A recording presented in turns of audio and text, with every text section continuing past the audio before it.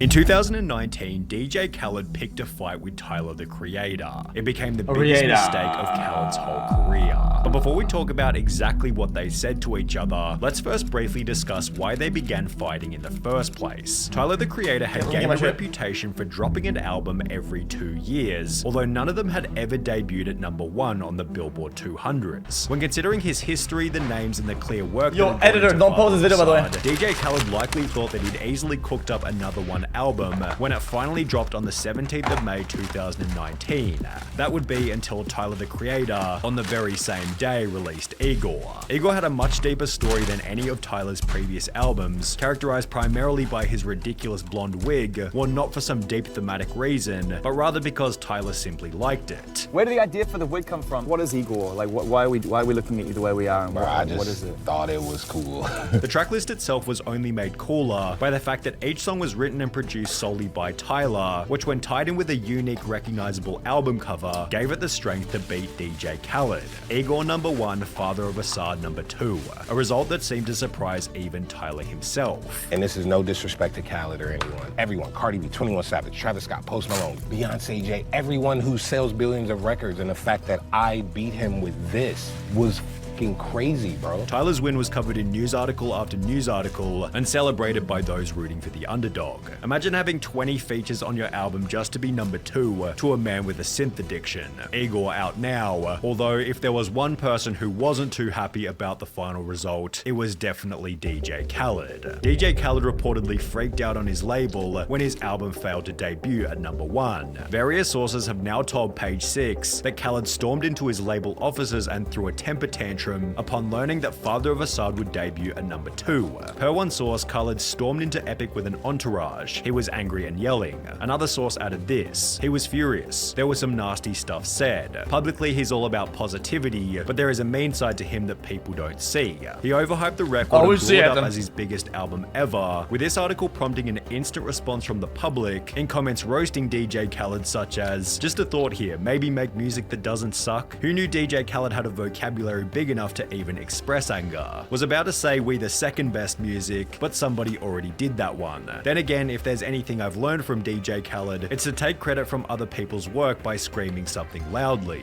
As DJ Khaled's temper tantrum began to go viral, he'd backpedal in the face of criticism by stating that apparently he was only annoyed at Billboard. DJ Khaled's reported anger about the sales of his album have nothing to do with the success of Tyler, the Creator, which seemed to clear DJ Khaled of any wrongdoing until he'd post this video on his Instagram story just a few hours later.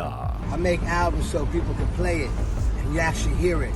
You know, driving your car, you hear another car playing it. You know, go to the barbershop, you hear them playing it. You know, turn the radio on and you hear them playing it. You know, it's playing everywhere. It's called great music. It's called albums that you actually hear the songs. Not no mysterious shit. You never hear it. All it took was a single #2 placement for Khaled's facade of positivity to completely and utterly crumble. That makes no sense at all. Complaining is a weak emotion. Without saying Tyler's name, DJ Khaled implied that Igor wasn't real music, as it was mysterious, you apparently couldn't hear the songs, and it wasn't being played by the cars around him or... Chat, if something mysterious enough that people like it, it breaks the shell. Does that make sense? Plus some songs and some artists are going viral just because that's how it is. If it's very mysterious and people like it and it's very unique, it popped off. It is what it is. In any barbershops. His irate video was reposted to YouTube and Twitter, where it received over 65,000 likes whilst receiving comments such as, "For someone blessed and humble, he sounds bitter." Man, imagine making stuff to make it popular, making literally pop music, pop hip hop, whatever the fuck, right? And being overtaken by something you call mysterious. That's so insulting. That's like a self-roast.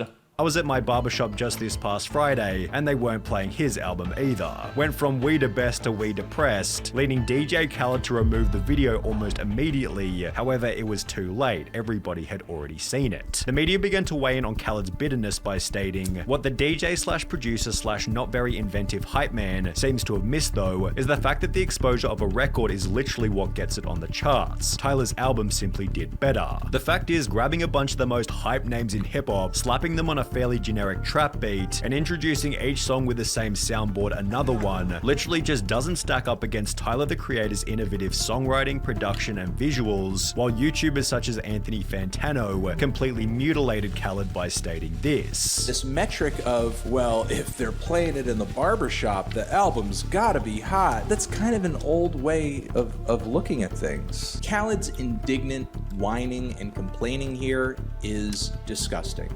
And all it really shows at the end of the day is how out of touch he is. You can't just assemble Cardi B. Only the absolute mastermind can make something that they like, that they approve of, unique, that it's meant to represent themselves, and also does well on the charts and pops off. Ask Kanye and people shit like that, right?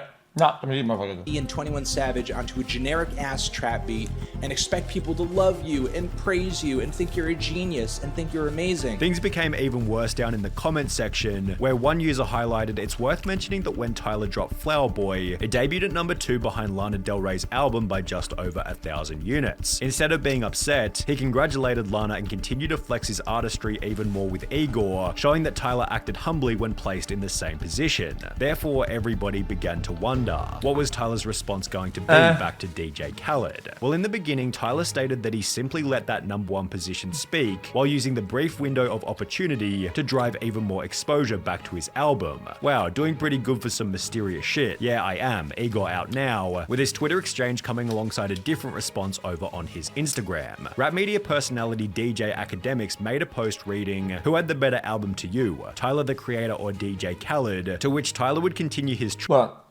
the way Act talks in real life, bro, I wasn't made for that. He is so like he's exactly like in the fucking videos, dude. Bro, he said, bro, I heard about you and your bitch. He's like, what, bro, she did all that? I'm not responding. He says, bro, you didn't even cheat on the bitch? I'm like, no. He's like, bro, you didn't even hit the bitch. I'm like, no. Bro, not even a little bit? Bro, I was like, bro, no. Like, what is wrong with you?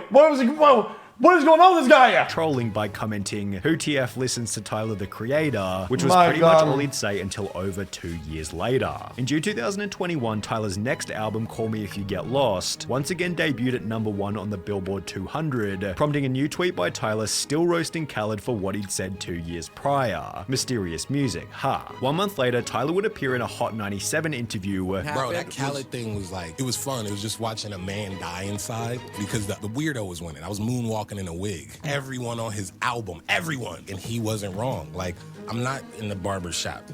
I'm not at the club. I'm not diddy skitty. I'm not in the back of the Maybach. So for some guy like that to kind of indirectly be like, that ain't real rap, that ain't real black music, that's what it felt like. However, this story actually has somewhat of a happy ending. DJ Khaled and Tyler the Creator squash beef at Rock Nation's pre-Grammy brunch, explaining that though Khaled nor Tyler didn't mention anything of it, the two posed for a quick picture together, appearing to confirm that there aren't any issues between them. The article referred to this picture posted to DJ Khaled's Instagram, and considering on the Hot 97 interview Tyler said this, "It's no hard feelings towards him. What he's done, and he was an underdog too, and built his way up too, from nothing, from pirate radio. So I do have some sort of respect for him." It's really no surprise that the two got together for a photo.